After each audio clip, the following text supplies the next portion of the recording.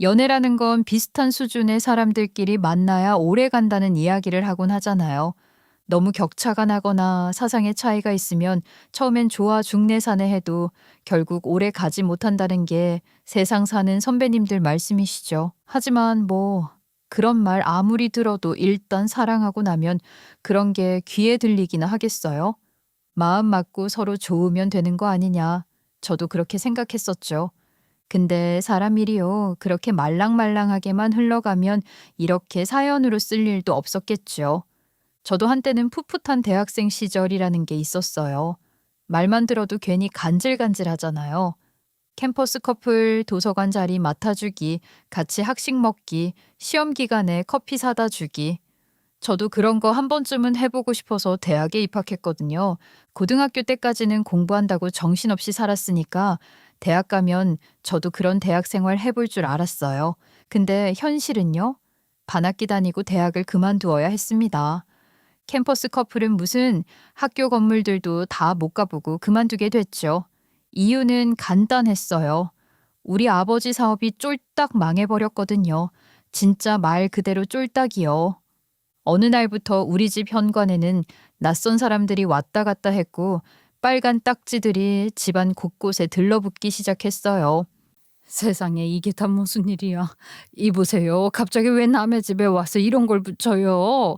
엄마, 이게 뭐야? 이거 빨간 딱지야? 아이고, 연수야. 얼른 너네 아빠한테 연락해봐라. 얼른. 사실 저는 아버지가 이렇게 무너질 거라고는 정말 상상도 못했어요. 아마 우리 가족 아무도 예상하지 못했을 거예요. 우리 아버지는 잘 나가는 기술자였거든요. 어린 시절 돈이 없어서 아버지는 기계공으로서의 삶을 살기 시작하셨다고 들었어요. 다른 사람들처럼 좋은 환경에서 시작한 것도 아니고 공장 바닥에서 시작하신 분이었죠. 손톱 밑에는 늘 기름때가 껴 있었고 작업복에서는 쇳가루 냄새랑 기계 냄새가 배어 있었죠. 매일 기름때에 파묻혀 일을 하시면서도 아버지는 한 번도 힘들다는 말을 안 하셨어요. 엄마랑 연애할 때부터 내 자식에게는 부끄럽지 않은 사람이 되겠다는 목표를 가지고 열심히 일을 하셨다고 하거든요. 그래서 우리 엄마가 아버지에게 반해서 결혼했다고 하더라고요. 그렇게 우리 언니, 오빠를 줄줄이 낳고 마지막으로 막내인 저를 낳으면서 가정을 꾸려가셨어요. 아버지는 제가 태어났을 때 같은 공장에서 일을 했던 절친과 사업을 하셨습니다. 그 절친이 바로 박영철 아저씨였어요. 이름만 들어도 아직도 속에서 뭐가 올라오는데 그때만 해도 우리 가족에게 영철 아저씨는 가족처럼 가까운 사람이었어요. 우리 부모님 결혼식에서 축사를 했을 정도로 친한 친구였고 아버지 인생의 절반 이상을 함께한 사람이었거든요. 아버지 입에서 영철이가 말이야 라는 말이 안 나온 날이 없었다니까요. 그렇게 두 분이 절친이니 가족끼리도 엄청 친했어요. 명절에도 서로 오갔고 여름이면 계곡도 같이 갔어요. 엄마들끼리도 친하고 영철 아저씨 자식 중에 나랑 동갑이 있는데 제가 걔랑 절친이기도 했고요. 아무튼 두 분이서 회사를 설립하고 기술을 만들어 나가기 시작하신 거예요. 그런데 나중에 모든 일이 터지고 나서야 알게 됐어요. 두 사람은 같은 회사를 운영하고 있었지만 처음부터 바라보는 방향이 조금씩 달랐다는 걸 말이에요. 우리 아버지는 참으로 똑똑한 사람이었어요. 누가 알려주지 않아도 수식을 척척 만들어내는 사람이었죠. 저는 솔직히 기술 쪽은 잘 모르겠어요. 그런데도 어릴 때부터 느낀 게 있었거든요. 다른 사람들이 몇 날 며칠 고민하는 걸 아버지는 혼자 종이 한 장 붙들고 있다가 해결해버리는 경우가 많았거든요. 아이디어도 끊임이 없는 사람이었습니다. 밥 먹다가도 갑자기 뭔가 생각나면 수첩을 찾았고 자다가도 벌떡 일어나서 메모를 하는 사람이었어요. 여보, 지금 몇 시인 줄 알아? 또 자다 일어나서 뭘 적고 있는 거야? 내일도 새벽같이 나가야 하면서 그렇게 밤마다 잠 안 자면 몸 상한다니까. 아니, 방금 진짜 괜찮은 생각이 떠올랐어. 이거 지금 안 적어 놓으면 내일 되면 까먹을 것 같단 말이야. 조금만 적고 잘게. 진짜 조금만. 당신 맨날 조금만 한다고 해놓고 2시간씩 앉아 있잖아. 당신 때문에 전기세가 얼마나 나오는 줄 알아? 이렇게 매번 거실에서 투닥투닥 하시는 소리가 방문 너머로 들렸을 정도예요. 반면 영철 아저씨는 그런 아버지를 대신해 영업을 하는 사람이었어요. 사실 아버지는 사람을 싫어하는 분은 아니었는데 본인이 하는 일에 신경을 쓰기 시작하면 다른 사람 감정을 잘 눈치채지 못하는 분이셨거든요. 그래서 영어방이었던 영철 아저씨가 대외 활동은 전부 맡아서 하시고 역할 분담이 제대로 된 거죠. 아마 환상의 짝꿍이라고 생각하셨을 거예요.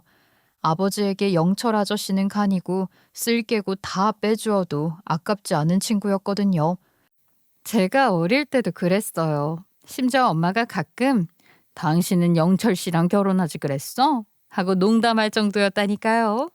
그런데 그런 아버지와 달리 영철 아저씨는 남몰래 아버지의 뒤통수를 후릴 계획을 짜고 있었던 겁니다. 물론 그때는 아무도 몰랐죠. 아버지도 몰랐고 엄마도 몰랐고 저희도 몰랐고요. 다만 나중에 생각해보니까 두 사람이 자주 부딪혔던 부분이 있었어요. 바로 돈 때문이었어요. 우리 아버지는 작은 기술 회사에서 엔지니어로 일을 하시며 돈도 돈이지만 명예를 중요시하는 사람이었어요. 기술을 만들면 그 기술을 인정받는 게 좋았고 사람들이 아버지 기술을 사용하면서 발전하는 걸 더 좋아하셨거든요. 실제로 아버지는 돈을 조금 덜 받더라도 사람들에게 본인의 기술력을 널리 알려서 모든 사람들이 기술을 가지고 발전하길 바라는 사람이었달까요? 그런데 세상에는 그렇지 않은 사람도 많더라고요. 영철 아저씨가 딱 그랬던 거죠. 한 번은 두 사람이 회사 사무실에서 언성을 높이는 걸 들은 적이 있었어요. 저는 그때 어려서 무슨 말인지 정확히는 몰랐는데 커서 생각해 보니까 그 대화가 모든 비극의 시작이었던 것 같더라고요.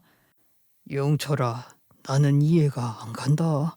우리가 만든 기술을 사람들이 쓰고 그 기술 때문에 회사들이 발전하면 좋은 거 아니냐? 단가 안 맞는다고 너가 계약 파기했다면서. 우리가 기술 만드는 사람이지 돈만 쫓는 사람은 아니잖냐? 그러니까 너가 바보라는 그러니까 너가 바보라는 거야. 아니 그 정도 되는 기술을 도대체 왜 그렇게 싸게 넘겨? 사람들이 좋다고 하면 그만큼 비싸게 받아야지. 그 기술 만들려고 너가 밤새고 연구한 건 생각 안 해? 사업하는 사람이 돈 생각을 안 하면 뭘 생각해? 돈 버는 게 싫다는 게 아니잖아. 돈도 중요하지. 그런데 기술은 널리 알려져야 가치가 있는 거 아니겠냐? 우리만 쥐고 있다고 세상이 발전하는 것도 아니고 다른 회사들도 발전할 수 있으면 좋은 거지. 봐, 또 그런 소리 하잖아. 너는 평생 엔지니어지 사업가는 못 돼. 세상 사람들이 그렇게 생각하는 줄 알아? 다 돈 벌려고 기술 사는 거야. 그런데 맨날 남 좋은 일만 하려고 하니까 답답하다고. 아빠는 그 이야기를 듣고도 크게 화를 내지 않았다고 합니다. 그냥 생각이 다른가 보다 하고 넘기셨던 것 같아요. 실제로 그 후에 그쪽 회사에서 단가를 조금 더 올려서라도 계약하고 싶다고 다시 왔다고 하거든요. 그러니 아빠는 또 뭐 그래 영철이가 그런 건 나보다 잘 알지 하고 넘기신 거예요. 뭐 아빠가 그런 스킬이 없으니 여기저기서 후려쳐지는 것도 없지 않아 있었지만 어떻게 그렇게까지 믿을 수 있었을까요? 저 같으면 친구가 계속 바보라고 하면 한 번쯤은 의심이라도 했을 텐데 말이에요. 그리고 결국 그 일이 벌어진 거죠. 영철 아저씨가 아버지를 배신하고 기술을 혼자 빼돌려서 비싼 값에 넘겨버린 뒤 잠적해버리신 거예요. 처음 그 이야기를 들었을 때는 저도 믿기지가 않았습니다. 아니, 기술을 빼돌린 것도 충격인데 이 몇십 년간의 우정을 배신하다뇨. 더 어이가 없었던 건 그 기술이 원래 아버지 기술인데도 불구하고 그런 서류 작업을 잘하지 못하는 아빠의 빈틈을 노리고 영철 아저씨가 수를 써서 원천 특허를 빼돌린 탓에 상황이 완전히 뒤집혀 버렸다는 거죠. 그렇게 남의 기술을 빼돌려 팔았으니 기술의 지식이 뭐가 있었겠어요?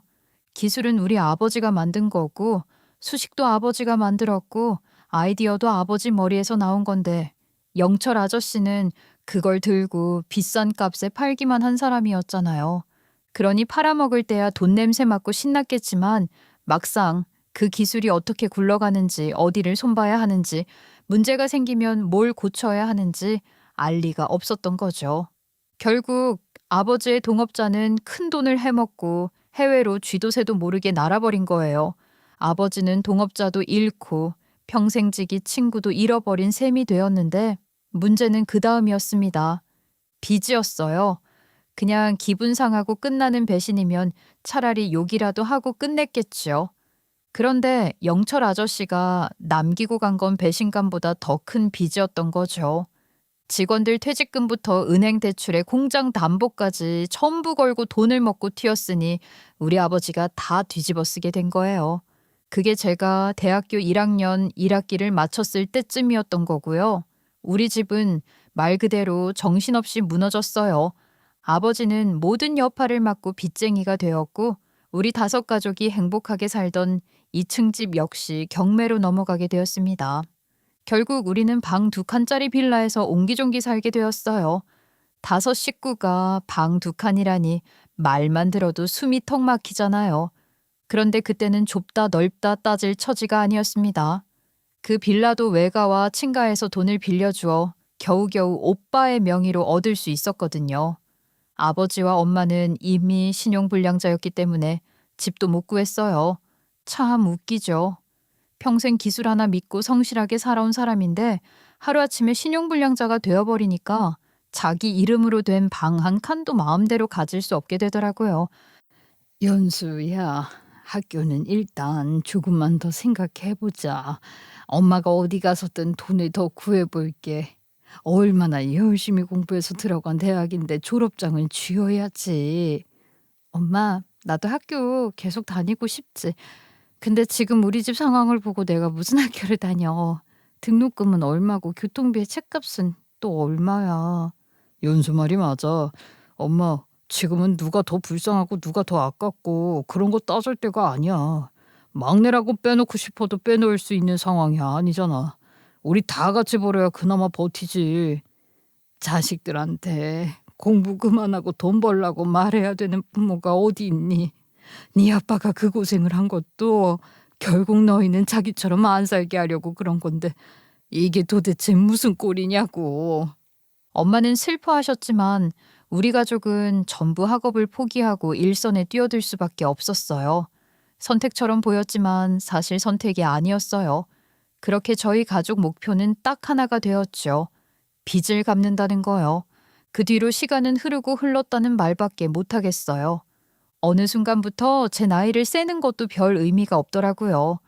20살에는 대학을 그만두고 일을 시작했고 25에는 친구들이 취업했다고 할 때 이미 몇 년째 돈을 벌고 있었고 30쯤에는 주변에서 결혼 이야기가 나올 때 저는 이번 달 빚을 얼마 더 넣을 수 있을지만 계산했습니다.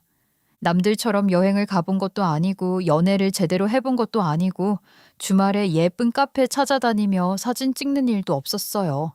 월급이 들어오면 생활비 빼고 빚 갚고 또 다음 달 월급을 기다리고 그렇게 반복하다 보니 어느새 제 나이가 30대 중반이 되어 있더라고요. 그런데도 우리 집에는 빚이 남아 있었어요. 정말 징하죠. 사람 하나 잘못 믿은 대가가 이렇게 길 줄 누가 알았겠어요.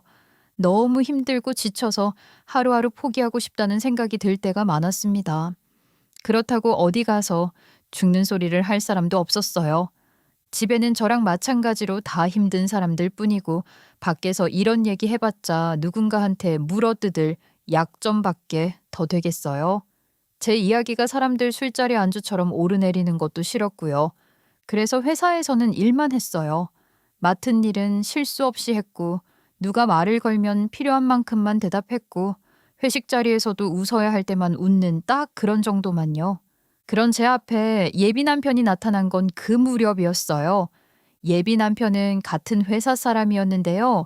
회사 내에서 성실하다는 말은 못 들을지언정 인기는 많은 사람이었거든요. 사람이 구김성이 없고 회식을 같이 하면 얼마나 즐거운지 모른다며 인성이 참 좋다는 이야기를 듣는 사람이었어요. 그런 예비 남편이 이상하게 저한테 자꾸 말을 거는 거예요. 처음부터 깊은 이야기를 꺼낸 건 아니었어요. 그냥 점심시간에 커피 마시러 가다가 마주치면 한마디씩 던지고 야근하는 날 복사기 앞에서 마주치면 농담을 하고 회식 끝나고 다들 2차 가자는 분위기에서 제가 먼저 빠지려고 하면 괜히 붙잡는 식이었죠. 연수 씨는 오늘도 바로 가요? 2차 가자고 하면 한 번을 안 남네요. 무슨 집에 꿀단지라도 숨겨놨어요? 매번 칼같이 가니까 이제는 사람들이 연수 씨 빠지는 걸 당연하게 생각하잖아요. 저는 원래 술자리 오래 있는 것도 안 좋아하고 저 없어도 다들 잘 노시잖아요. 굳이 제가 앉아 있어야 하는 자리도 아닌 것 같으니까 저 신경 쓰지 말고 재밌게 놀다 가세요. 연수 씨는 뭔가 사연이 참 많아 보여요. 말하기 싫으면 안 해도 되는데 나중에라도 누가 들어줬으면 좋겠다 싶을 때 있으면 저한테 해요. 저 남 이야기 듣는 건 잘하거든요. 그 말을 듣는데 이상하게 대답이 바로 안 나오더라고요. 평소 같으면 적당히 웃고 넘겼을 텐데 그날은 그 말이 제 안쪽을 툭 건드린 것 같더라고요. 무슨 대단한 위로를 한 것도 아니었어요. 그런데 회사에서도 조용조용하게 살았고 친구들이라고 부를 수 있는 사람이 주변에 없었던 터라 누구한테 기대는 법도 잊고 살고 있었거든요. 게다가 예비 남편은 저랑은 정반대인 사람이었단 말이죠. 저는 일은 잘했지만 철벽을 너무 치고 늘 벽에 가로막혀 있는 사람 같단 소리를 들었거든요. 회사 사람들끼리 회식을 가도 저는 적당히 웃다가 집에 가는 사람이었고 누가 사적인 이야기를 꺼내도 잘 안 했어요. 그런데 예비 남편은 달랐습니다. 사람들 사이에 있으면 늘 중심에 있었고 일은 잘 못해도 사람이 참 구김성이 없었어요. 그래서인지 저 같은 사람한테 더 관심을 가졌던 것 같기도 해요. 그렇게 조금씩 가까워지다가 어느 날 예비 남편이 저한테 진지하게 연애를 하자고 하더라고요. 그 말을 듣고 저도 모르게 엄청 설레었어요. 사는 것에 바빠 30대 중반이 다 지나가도록 연애 한번 제대로 해본 적이 없었거든요. 그렇게 예비 남편과 연애를 시작하게 되었는데 지금 생각해보면 그때부터 조금 이상했던 것 같기도 해요. 예비 남편은 비밀 연애를 하자고 했거든요. 회사 내에서 연애를 한다고 해서 소문이 나봐야 좋을 게 없다면서 사람들에게 숨기자는 거였어요. 연수 씨, 우리 사귀는 건 회사 사람들한테 말 안 하는 게 좋겠다. 솔직히 저 사람들 입 진짜 가벼운 거 알잖아. 한번 소문나기 시작하면 점심시간마다 우리에게 나오고 괜히 사람들 눈치 보게 되고 나는 그런 거 딱 질색이거든. 나도 굳이 알리고 싶은 생각은 없었어. 어차피 연애는 우리가 하는 건데 회사 사람들이 알 필요는 없잖아. 일부러 말하러 다니는 것도 웃기고. 맞아. 근데 아마 그 이상으로 조심해야 할 거야. 같이 퇴근하는 것도 안 되고 괜히 회사 근처에서 밥 먹는 것도 안 돼. 사람들 생각보다 눈썰미 좋아. 한번 눈치채기 시작하면 끝이야. 지금 보면 조금 유난스럽기도 한데 그때는 좋게만 보였어요. 저도 원래 사람들 입에 오르락내리락 하는 거 싫어했으니까요. 그래서 우리는 늘 주말에 몰래 만나서 데이트를 했어요. 평일에는 같이 저녁을 먹더라도 따로따로 퇴근을 했고요. 그리고 회사와 멀리 떨어진 밥집에서 만나 데이트를 했어요.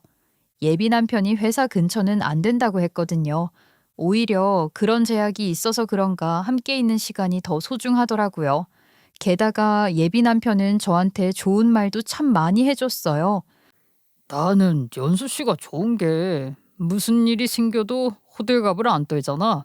그냥 묵묵하게 해결하려고 하더라. 솔직히 그런 사람이랑 살아야 편하지. 나 같으면 연수 씨랑은 어떤 풍파가 와도 잘 겪어낼 수 있을 것 같아. 세상에 힘든 일이 얼마나 많은데 거기에 하나하나 휘둘리면 나만 힘들다는 걸 배운 거지 뭐. 다들 알지만 막상 닥치면 그게 진짜 힘든 거거든. 연수 씨는 진짜 생활력 강하고 무던해. 그런 사람 흔치 않아. 나는 연수 씨가 준비됐을 때 그때는 정말 연수 씨랑 결혼하고 싶어. 나도 결혼한다면 승현 씨랑 하고 싶어. 저야말로 예비 남편으로 인해서 지루하고 삭막하던 제 삶에 조금은 빛이라는 게 생긴 것 같았거든요. 예비 남편은 저에게 상당히 많은 걸 알려주는 사람이었어요. 사랑을 받는다는 게 어떤 느낌인지 알겠다는 생각이 들 정도로 가족이 주는 사랑과는 조금 다른 사랑을 알려주었으니까요. 남자친구가 생겼다는 것만으로도 지치고 힘들었던 하루가 이렇게 행복하게 마무리될 수 있구나 하는 걸 알게 되었으니 저에게도 참 많은 변화가 있었던 것 같아요. 문제는 그 변화가 생각보다 티가 났다는 거예요. 원래 제가 회사에서 상당히 무뚝뚝한 편이었잖아요. 그런데 연애를 시작하고 나서는 저도 모르게 표정이 달라졌었나 봐요. 어느 날 오전에 서류 정리하고 있는데 부장님이 지나가다가 저를 보더니 갑자기 말을 걸더라고요. 연수 씨, 요즘 연애해? 아니면 복권이라도 됐어? 누가 보면 세상 모든 걱정을 혼자 짊어진 사람 같더니 요즘은 표정이 엄청 좋아졌네. 네, 제가요? 아니에요. 그냥 평소랑 같은데요? 에이, 내가 사람을 하루 이틀 보나. 무슨 좋은 일 있는 사람 얼굴이야. 하여튼 좋네. 좋아. 계속 그렇게 웃고 다녀. 저는 그냥 민망해서 웃고 넘겼습니다. 그런데 점심시간쯤 휴대폰을 보니까 예비 남편한테 문자가 와 있더라고요. 방금 부장님이랑 무슨 얘기했어? 갑자기 연애하냐고 물어보시네. 깜짝 놀랐다. 우리 데이트하는 거 어디서 보셨나? 내가 얼마나 신경 썼는데. 그건 당연히 아니고. 요즘 연수 씨 엄청 티나긴 해. 원래 안 웃던 사람이 계속 웃고 다니니까 사람들이 눈치채잖아. 진짜 조심해야 돼. 진짜? 나 그 정도야? 알겠어. 앞으로 조심할게. 그 문자를 보는데 살짝 당황스럽긴 했습니다. 물론 저도 비밀 연애를 하기로 했고 가능한 숨기면 편하겠지 싶은 정도였는데 예비 남편은 제가 생각한 것보다 훨씬 더 비밀 연애에 진심이더라고요. 그래도 그때는 나도 모르게 계속 웃고 다닌 것이 티가 났나 보다 싶어서 부끄럽기도 하고 회사에서는 정말 조심하려고 했거든요. 나중에 청첩장 나오면 그때 짜잔하고 알리고 싶었어요. 그런데 사랑을 숨길 수 없는 것 아니겠어요? 회사 사람들은 몰라도 가족들은 다 알더라고요. 아니, 생각해보면 모를 수가 없었어요.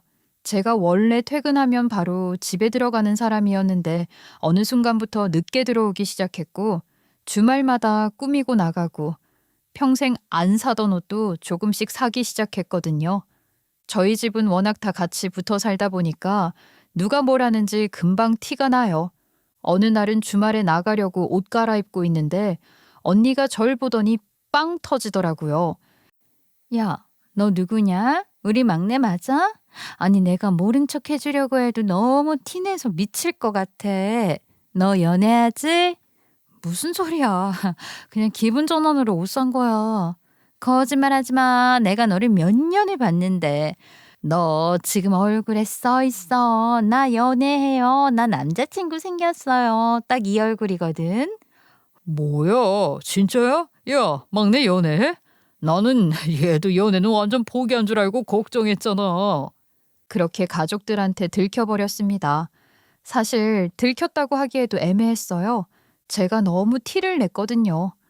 가족들은 오히려 왜 이제야 말하냐 하는 반응이었고 언니랑 오빠는 진심으로 축하해줬어요. 특히 오빠가 유난히 좋아했어요. 언니는 이미 시집을 갔지만 오빠는 집안 꼴이 이런데 어떻게 장가를 가겠냐고 비혼을 선언한 지 오래였거든요. 그런 오빠가 저 연애한다는 소리에 저렇게 좋아하는 걸 보니까 괜히 기분이 이상하더라고요.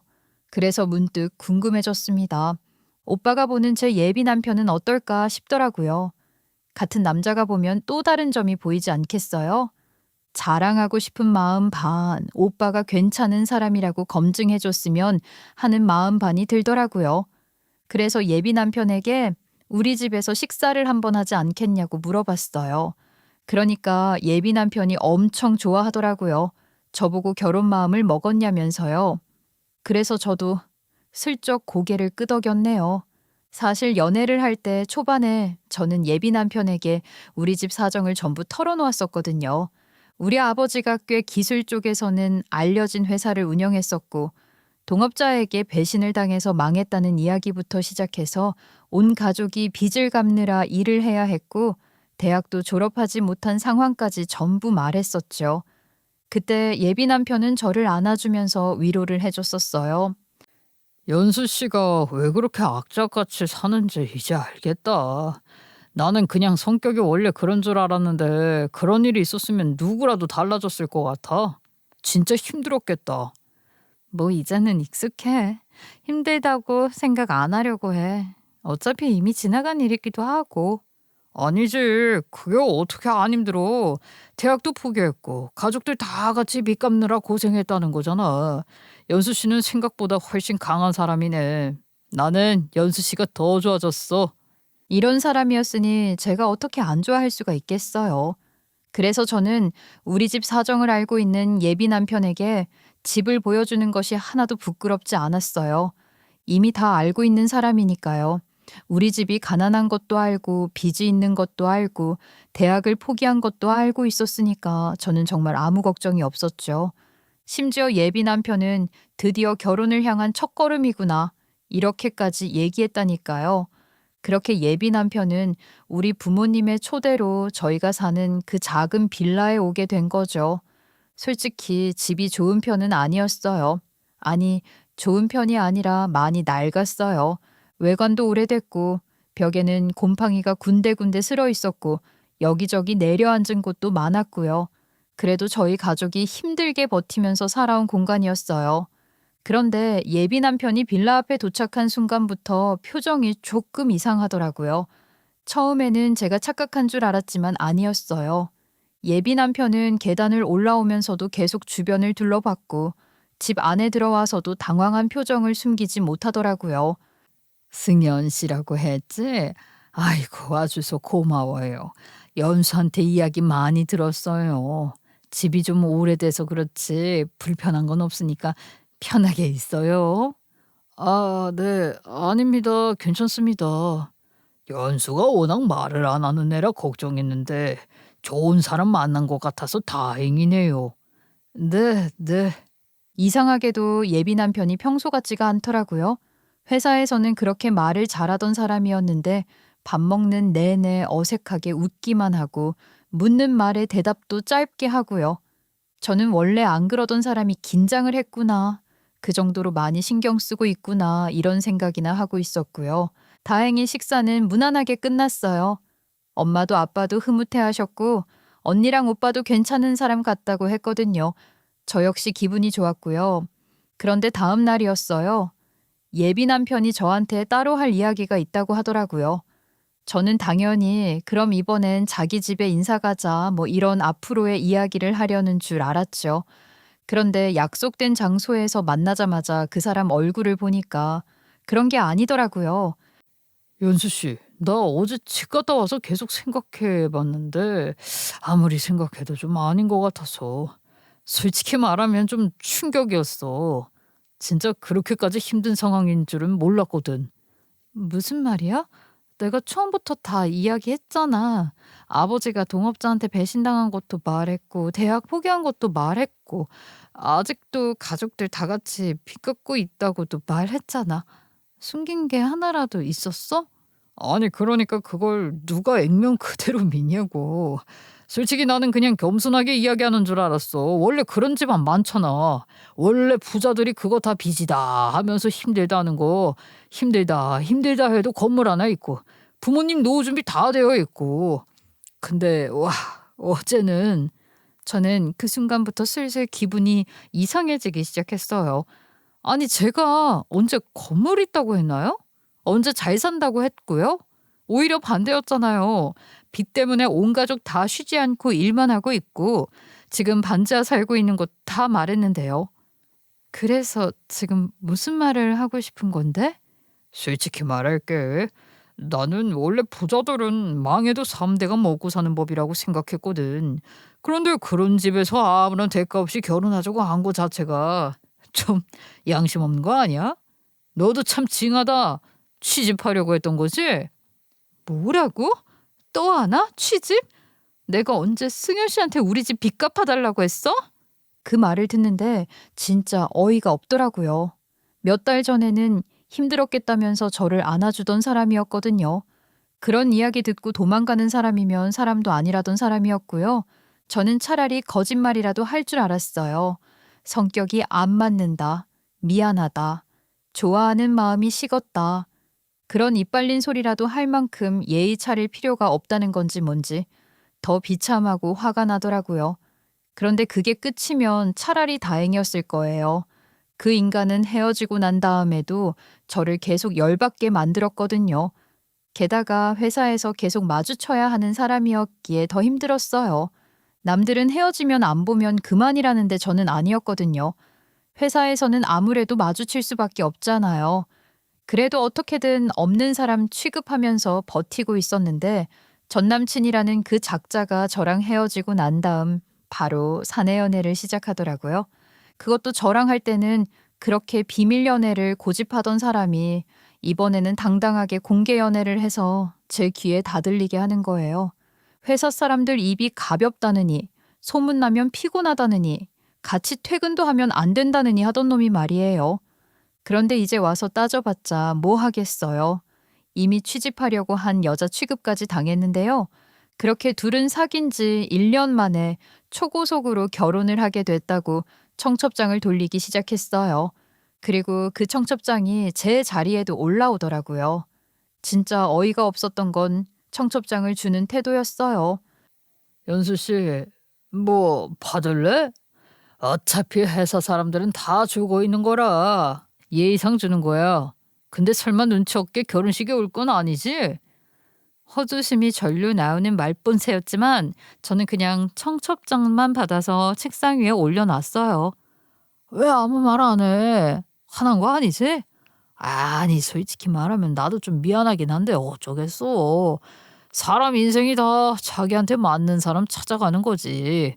그리고 지금 여자친구 부모님도 멀쩡하시고 집안도 평범해서 결혼 이야기 진행하기가 편하더라. 그 말을 듣는데도 저는 아무 말도 안 했어요. 예비 남편이 우리 집에 인사를 드리러 가는 게 첫 발걸음이라고 했던 얼굴이 겹쳐 보였거든요. 연수 씨랑은 어떤 풍파가 와도 잘 겪어낼 수 있을 것 같다고 말하던 얼굴도 떠올랐고요. 그래서 그냥 무시했어요.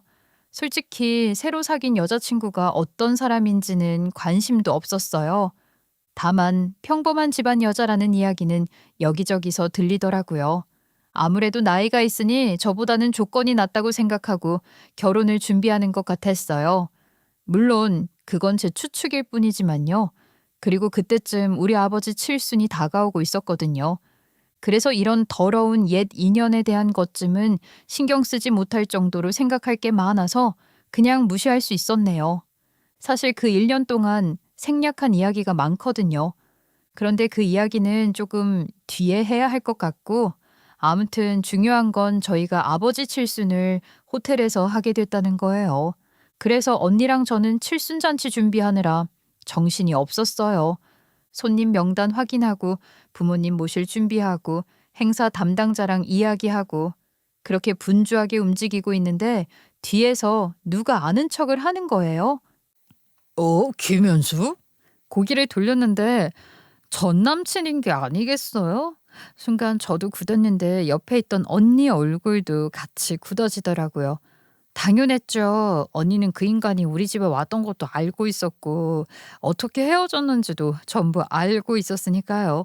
전 예비 남편도 처음에는 놀란 표정이었어요. 그런데 호텔 로비를 한번 둘러보더니 피식 웃더라고요. 뭐야, 너 여기서 주말 알바라도 하는 거야? 깜짝 놀랐네. 직원 유니폼은 안 입고 있어서 손님인 줄 알았잖아.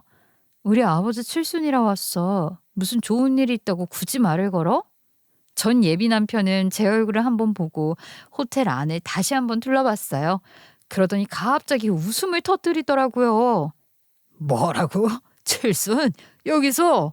아니, 잠깐만. 내가 지금 잘못 들은 거 아니지? 너네 집이 여기서 칠순잔치를 한다고?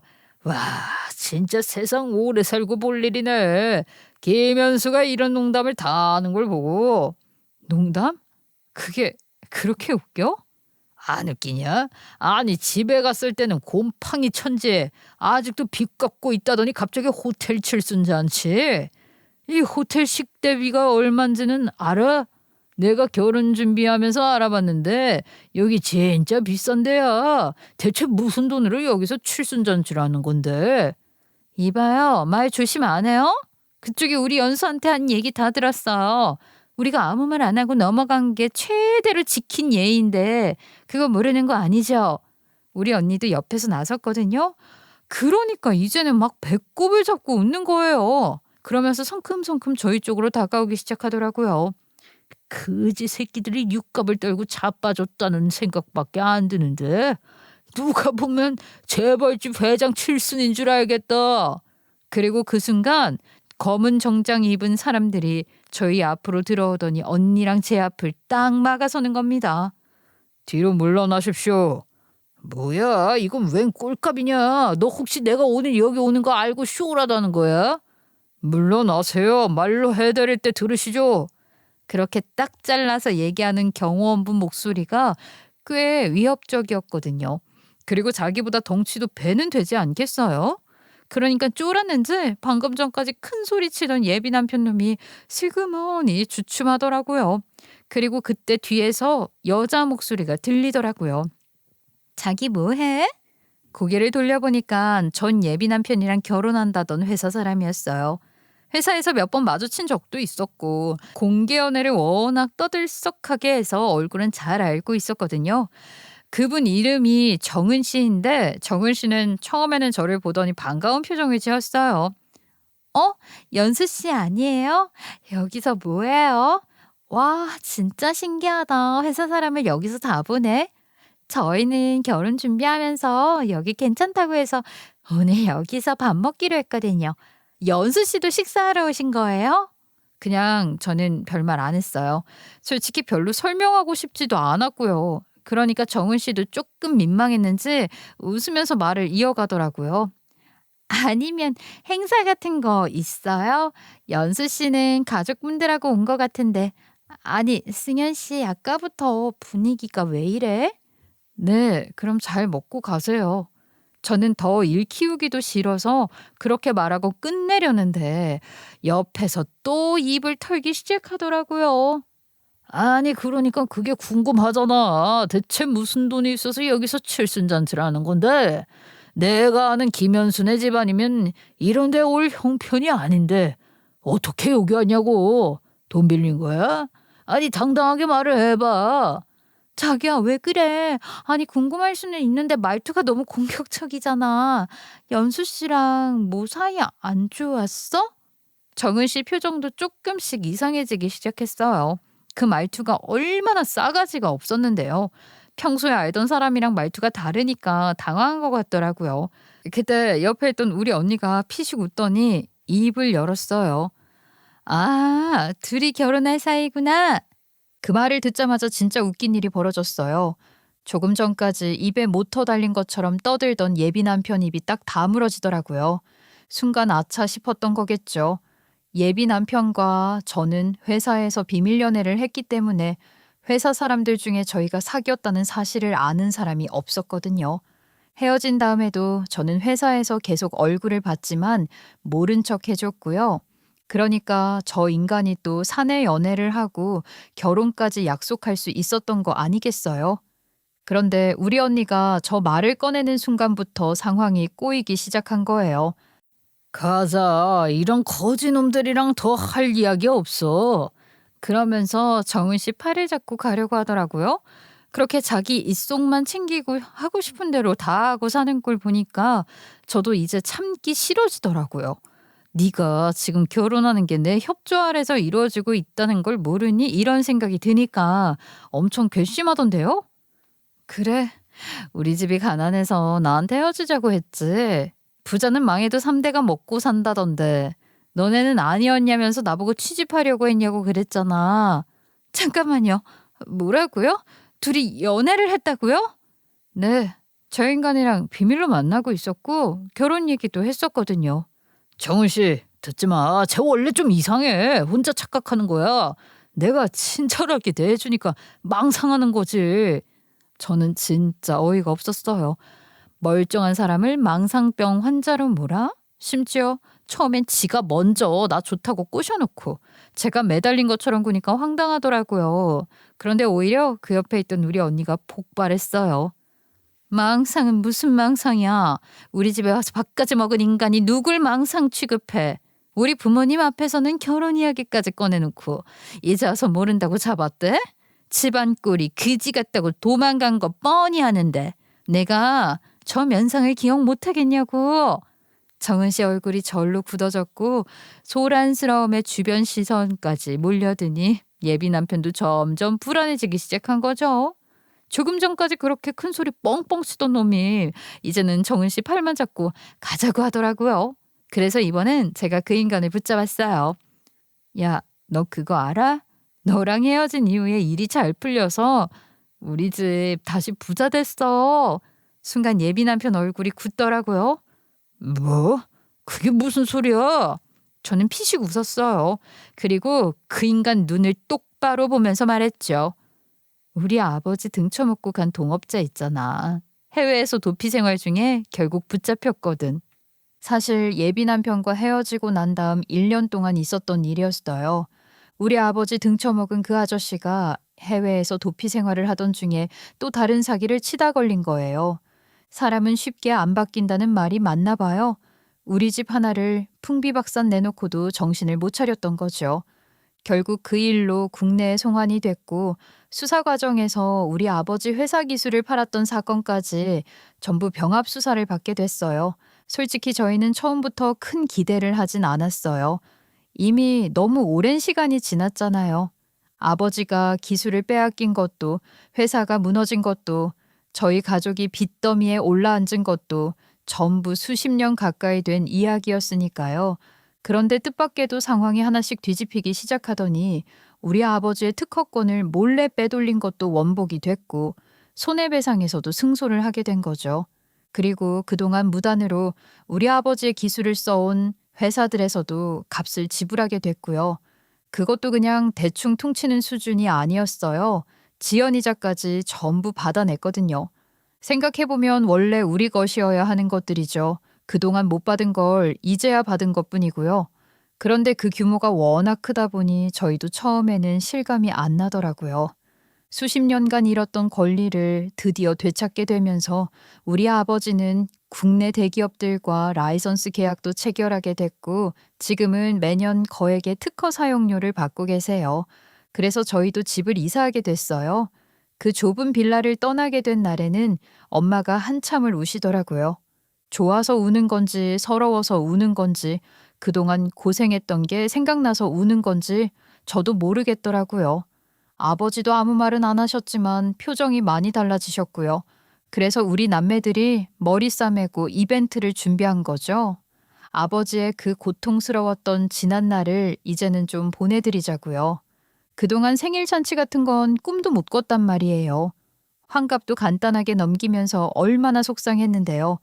그래서 이번만큼은 제대로 해드리자 싶어서 칠순잔치를 크게 하기로 했던 거예요. 그런데 세상 일이 꼭 좋게만 흘러가지는 않더라고요. 앙심을 품은 동업자의 가족들이 있었거든요. 사실 더 기가 막힌 건 그 사람들이 원래 우리 가족이랑 정말 친했던 사람들이라는 거였어요. 제가 어릴 때만 해도 명절이면 같이 밥 먹고 집안 행사 있으면 서로 오가고 아버지랑 영철 아저씨는 형제보다 더 가깝다는 소리까지 들었거든요. 그런데 그렇게 등을 쳐놓고도 막상 일이 뒤집히니까 자기들이 피해자인 척을 하기 시작하더라고요. 우리 아버지가 손해배상 청구 소송으로 10원 한 장까지 받아내자 어느 날 그 집 식구들이 우리 집까지 찾아온 적도 있어요. 아저씨, 솔직히 너무한 거 아니에요? 사람이 살 길은 열어줘야죠. 우리 집 지금 완전 망했어요. 아버지도 감옥 가게 생겼고 집도 넘어가게 생겼다고요. 꼭 그렇게 끝까지 받아내셔야 했어요. 와, 그 집 아들이 저랑 어릴 적 단짝이라고 했잖아요. 엄마들끼리도 친했고요. 그런데 지 아버지가 우리한테 낼름 훔쳐온 돈으로 여태까지 잘 먹고 잘 살아놓고 뻔뻔하게 찾아와서 이렇게 따지다녀. 사람 가족 쓰고 그러면 안 되는 거 아닌가요? 야, 너 여기가 어디라고 뻔뻔하게 찾아와? 가서 너네 아빠한테 전해. 평생 친구라 여겼던 사람들 뒤통수 치고 날라서 벌 받은 거라고. 너네가 해외에서 떵떵거리고 잘 살 때 우리 집은 풍비박산 나서 살아도 산 것 같지가 않았어. 너도 신고하기 전에 썩 꺼져. 사람이 그렇게 매정하면 안 되지. 평생 알고 지낸 사이에 꼭 그렇게 끝장을 봐야겠어? 끝장을 본 사람이 누군데요? 평생 인연 먼저 끄는 사람이 누군데? 그런데도 그 사람들은 끝까지 자기들이 피해자인 것처럼 굴었고 심지어 우리 아버지를 스토킹하며 괴롭히기 시작하더라고요. 집 근처를 얼쩡거리고 회사까지 찾아오고 전화도 해대고. 그래서 저희는 혹시라도 칠순잔치 같은 날에 찾아와서 난동을 부릴까봐 경호원까지 고용하게 됐던 거고요. 물론 이 사실을 모르는 예비 남편은 저를 계속 무시하고 있었던 거죠. 이 얘기를 우리 언니가 친절히 설명을 해줬거든요. 듣는 동안 전 예비 남편 얼굴이 새하얗게 질려가더라고요. 이제 알겠어? 왜 경호원이 있는지? 너는 우리 집 보고 뭐라고 했더라? 부자는 망해도 3대는 먹고 산다고 했지? 그런데 우리 집은 안 망했더라. 어떡하니? 너랑 헤어지고 운수대통인 내 동생 앞길 막기만 해봐. 그 말을 듣는데 전 예비 남편 얼굴에서 핏기가 싹 빠지더니 진짜 과장 안 하고 거품을 불고 졸도할 듯이 뒤로 휘청였어요. 자기야, 정신 차려, 자기야. 예비 남편은 멍한 얼굴로 저만 쳐다보고 있었어요. 마치 이제서야 자기가 뭘 놓쳤는지 계산하기 시작한 사람처럼요. 그러더니 그제서야 제 모습을 위아래로 훑어보기 시작하더라고요. 모든 걸 들은 후에야 눈에 들어온 거겠죠. 그날 저는 아버지 칠순잔치 기념이라 제대로 빼입고 있었거든요. 회사에서는 절대로 입지 않을 명품으로 치장한 제 모습이요. 그것들이 전부 얼마냐 속으로 계산이 된 건지 칠순잔치 이후에 저에게 미련이 철철 넘치는 연락을 보내오기 시작했어요. 아니, 결혼한다고 청첩장까지 돌린 놈이 이제 와서 저한테 구구절절 자기가 원석을 놓친 것 같다고 후회한다고 말을 하는 게 정말 제정신이겠어요? 돈을 얼마나 좋아하면 결혼을 약속한 사람도 그것도 같은 회사 여직원이 있는데 저한테 이러겠냐고요. 저는 개망신을 주어야 한다고 생각했고 정은 씨에게 그놈이 보낸 문자를 전부 캡처해서 보내줬죠. 처음에 정은 씨는 자기 예비 신랑이 그럴 리가 없다면서 저랑 안 좋게 헤어져서 이제 와서 앙심이라도 품은 거 아니냐고 화를 내더라고요. 솔직히 말해서 기분 나쁘네요. 승열 씨가 연수 씨랑 예전에 무슨 일이 있었는지는 모르겠는데 이제 와서 이런 문자 보내는 건 좀 아닌 것 같아요. 결혼 앞둔 사람한테 굳이 이런 걸 왜 보내세요? 안 좋게 헤어졌다고 해서 이렇게 이간질까지 하실 필요 없잖아요. 저는 저 인간한테 미련 하나도 없고요. 그냥 정우 씨가 알아야 할 것 같아서 보내는 거예요. 그리고 저는 이제 회사도 그만둘 거라 저 인간이랑 엮일 이유도 없어요. 제가 그만두면 제 진심 아시겠어요? 사실 우리 집이 회복을 하고도 제가 계속 회사에 다닌 이유는 딱 하나뿐이었죠. 뭐 인간된 돌이랑 인수인계 때문에요. 사장님이 새로운 직원을 구할 때까지만 버텨달라고 말씀하셨기 때문이었지요.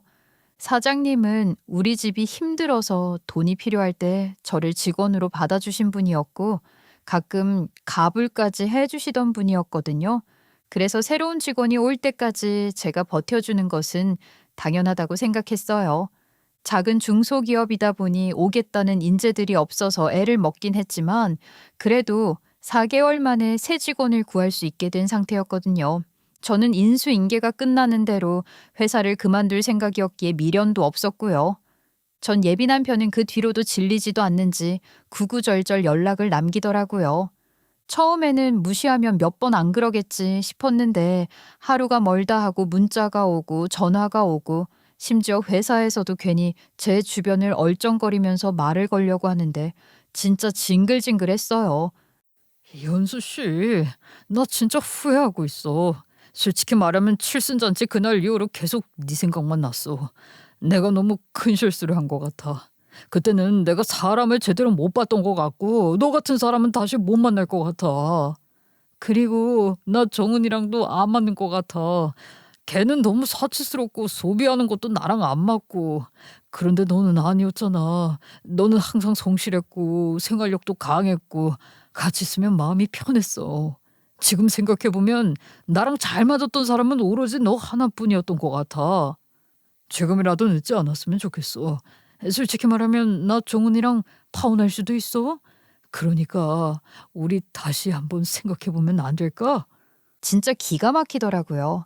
아니, 결혼한다고 청첩장까지 돌린 놈이 이제 와서 저한테 저런 소리를 하고 있는 거잖아요. 그것도 결혼을 약속한 사람 이야기를 제 앞에서 저렇게 하고 있다는 것 자체가 저는 더 소름 끼쳤어요. 여자 알기를 뭐로 아는 건지. 그래서 저는 그 문자들을 전부 캡처해서 정은 씨에게 보내줬어요. 처음에는 화를 내던 정은 씨도 계속되는 문자들을 보고는 점점 말이 없어지더라고요. 저도 굳이 설득하려고 하지는 않았어요. 그냥 오는 그대로 보내줬을 뿐이었죠. 그러다가 어느 날 정은 씨한테 연락이 왔어요. 연수 씨, 솔직히 처음에는 끝까지 안 믿으려고 했어요. 그런데 계속 보다 보니까 더는 못 믿겠어요. 결혼 앞둔 사람이 전 여자친구한테 저런 문자를 보내고 있다는 게 정상은 아니잖아요? 그러니까요. 솔직히 저도 정은 씨한테 일일이 갖다 주는 거 귀찮아요. 제가 이간질하려고 하는 게 아니라 진짜 궁금해서 그래요. 정은 씨 진짜 이런 놈이랑 결혼할 거예요? 그 뒤로 며칠 동안 연락이 없었어요. 그런데 어느 날 정은 씨에게서 다시 연락이 오더라고요. 자기 파혼하기로 했다고요. 이혼보다는 파혼이 나으니 결혼하고 나서 후회하는 것보다는 지금 끝내는 게 맞는 것 같다고 얘기를 해오는데 저도 드디어 한 시름 놓은 느낌이 났네요. 그런데 그 후로 결국 정은 씨도 회사를 그만두겠다고 했나 봐요. 그러다 보니까 결국 사장님께서 이 상황을 전부 알게 되신 거예요. 원래 작은 회사다 보니까 직원 하나 나가는 것도 타격이 큰데 한 사람도 아니고 둘이 동시에 그만두겠다고 하니 당황하셨던 것 같더라고요. 사실 사장님 입장에서는 계산이 복잡할 것도 없었을 것 같아요. 저랑 정은 씨는 회사에서 일 잘한다는 이야기를 듣던 직원들이었고 반대로 그놈은 일은 잘 못하면서 노는 것만 좋아하는 사람이었거든요. 결국 사장님은 일 잘하는 여직원 둘을 내보내는 것보다는 일 못하고 노는 것만 좋아하는 놈을 뽑아내는 게 맞다고 판단하셨고 그놈은 그대로 해고를 당하게 됐어요. 그리고 사장님은 저희를 따로 불러서 물론 이런 일이 생긴 이상 불편한 건 이해한다면서도 가능하다면 일을 계속 해줄 수 있겠냐고 조심스럽게 물어보시더라고요. 솔직히 저는 이미 마음이 떠난 상태였어요. 인수인계만 끝나면 그만둘 생각이었으니까요. 그런데 정은 씨는 의외의 말을 하더라고요. 오히려 제가 자기 인생의 은인이라면서 자기는 상관없다고 했어요. 그 인간이 어떤 사람인지 모르고 결혼했으면 더 큰일 날 뻔했는데 미리 알게 됐으니 다행이라고요. 저 역시 일을 그만두고 싶었던 건 사실이었어요. 집안 사정도 이제는 회복됐고 굳이 예전처럼 악착같이 돈을 벌어야 하는 상황도 아니었으니 20살 때부터 한 번도 쉬지 못한 한을 좀 풀어보고 싶었거든요. 그런데 사장님이 붙잡으시더라고요. 한 번만 더 생각해보면 안 되겠냐고 이제야 회사가 안정되려고 하는데 저까지 나가면 너무 아쉽다고 말이에요. 부모님은 이제라도 해보고 싶었던 걸 해보는 게 어떻겠냐고 하셨어요. 그동안 고생도 많이 했고 이제는 좀 편하게 살아도 된다고 하셨죠. 그런데 저는 이상하게 선뜻 발이 안 떨어지더라고요. 제가 힘들 때 도와주었던 사람들을 두고 혼자 떠나는 것도 마음에 걸렸고요. 그래서 조금 더 다녀볼 생각이에요. 적어도 제가 해야 할 일은 끝까지 하고 나오는 게 맞지 않겠냐는 생각이 들었거든요. 돌이켜보면 참 신기한 것 같아요. 저희 가족은 사람 하나 잘못 믿어서 인생이 무너졌는데 또 저희를 믿어주는 사람들 덕분에 다시 일어설 수 있었으니까요. 그래서 저는 이제 누가 부자고 누가 가난한지는 별로 중요하지 않은 것 같아요. 정말 중요한 건 어려울 때 그 사람의 본 모습이 어떠냐는 거겠죠. 누군가는 곁에 남아주고 누군가는 도망가고 누군가는 뒤통수를 치니까요. 아무튼 저희 가족은 그렇게 수십 년 만에 잃어버렸던 것들을 되찾게 됐고 아버지도 이제는 편하게 웃으실 수 있게 되셨어요. 그리고 저 역시 더 이상 과거에 붙잡혀 살지는 않으려고 합니다.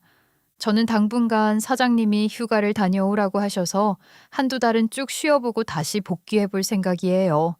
참 오래 걸리긴 했지만 그래도 결국 제자리를 찾아오긴 했네요.